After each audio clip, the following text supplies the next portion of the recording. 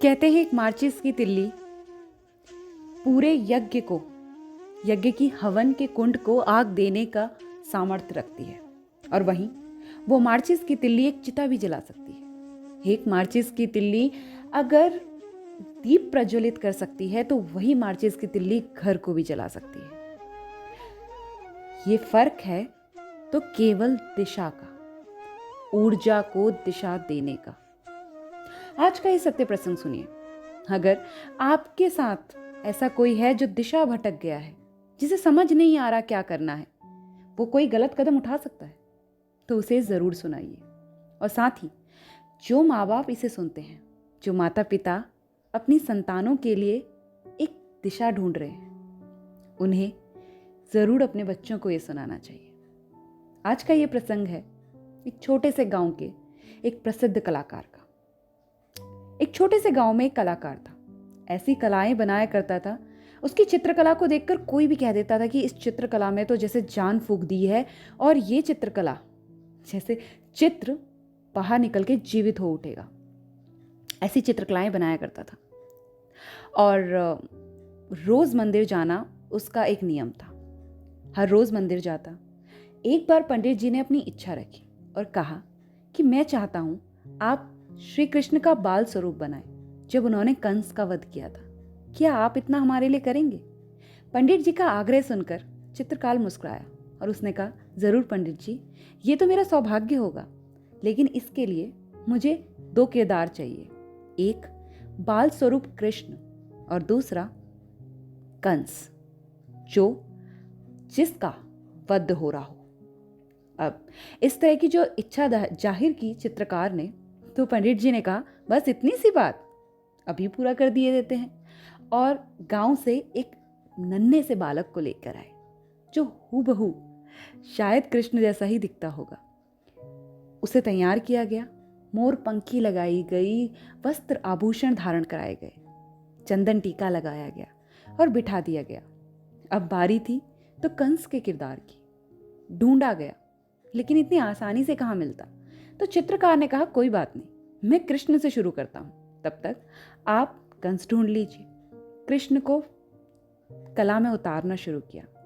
कृष्ण का चित्र पूरा बन गया, लेकिन कंस की खोज पूरी ना हुई। तभी चित्रकार को दूर गांव से एक न्योता आया, काम से जाना पड़ा। चित्रकला अधूरी रह गई। चला गया।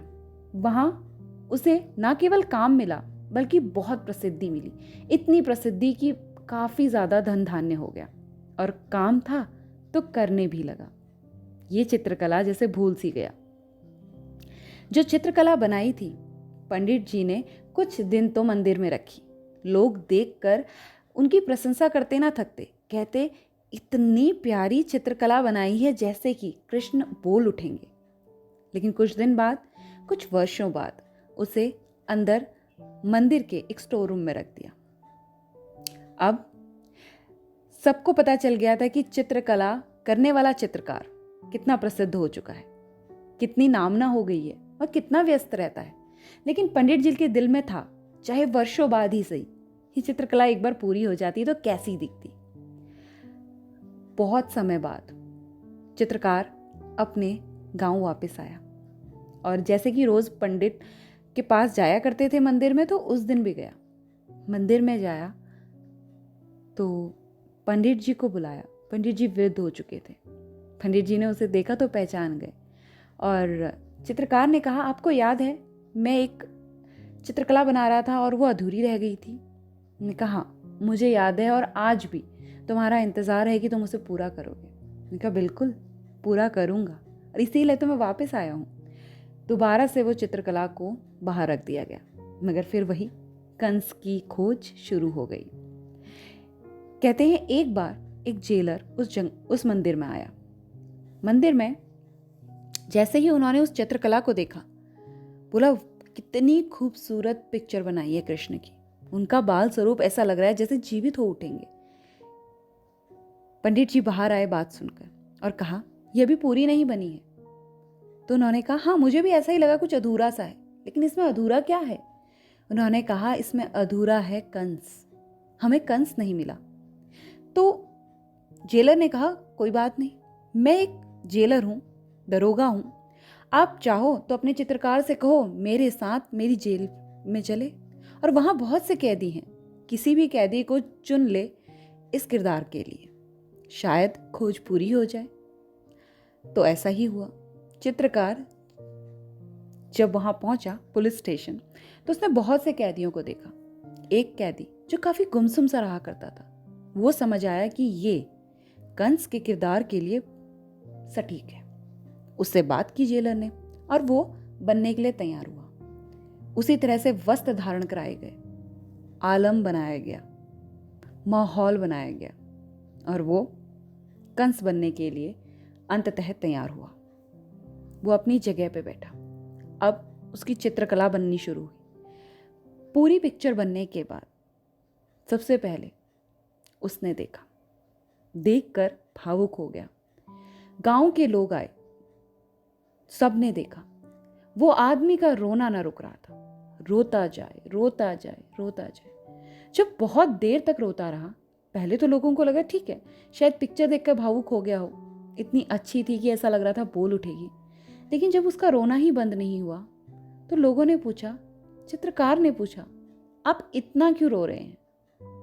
वो बोला, और जो बोला वो दिशा बदलने के लिए बहुत था। उसने बोला, इस पिक्चर में जो कृष्ण है वो भी मैं ही हूं, और जो कंस है वो भी मैं ही हूं। ये मेरा बाल स्वरूप है। जब मैं छोटा था तब मुझे कृष्ण के रूप में रखा था, और आज मेरे कर्मों ने मुझे कंस बना दिया है। अर्थात जब हम माँ के गर्भ से आते हैं तो हर किसी को भगवान अपने संपर्क में रख कर भेजते हैं। हर बालक में कृष्ण देखा जाता है। हर कोई उसे लालन पालन प्यार और गोद में खिलाता है।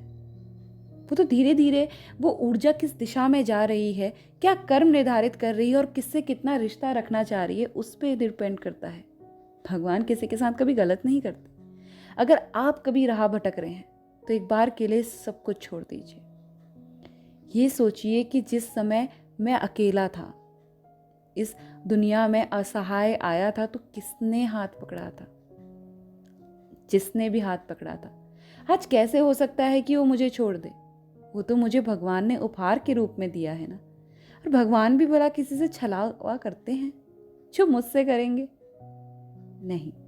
और उसके बाद आप मुझसे बेट लगा लीजिए, चाहे आप सक्सेस में पहुंचे ना पहुंचे, गलत राह पे नहीं जाएंगे, इतनी गारंटी मेरी भी है।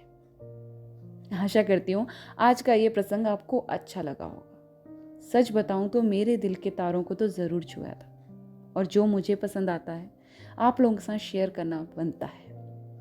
अगर आपको भी अच्छा लगा तो अपने ही किसी एक फ्रेंड के साथ शेयर कीजिए।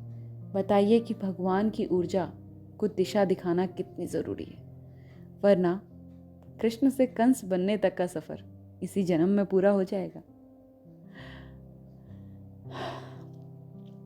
आशा करती हूँ आपको पसंद आई होगी। जल्द लौटूंगी अच्छे से सत्य प्रसंग के साथ। सब्सक्राइब द चैनल ऐसी सत्य घटनाओं के लिए, और कमेंट में लिखते हुए जाइएगा, श्री कृष्णा, राधे राधे।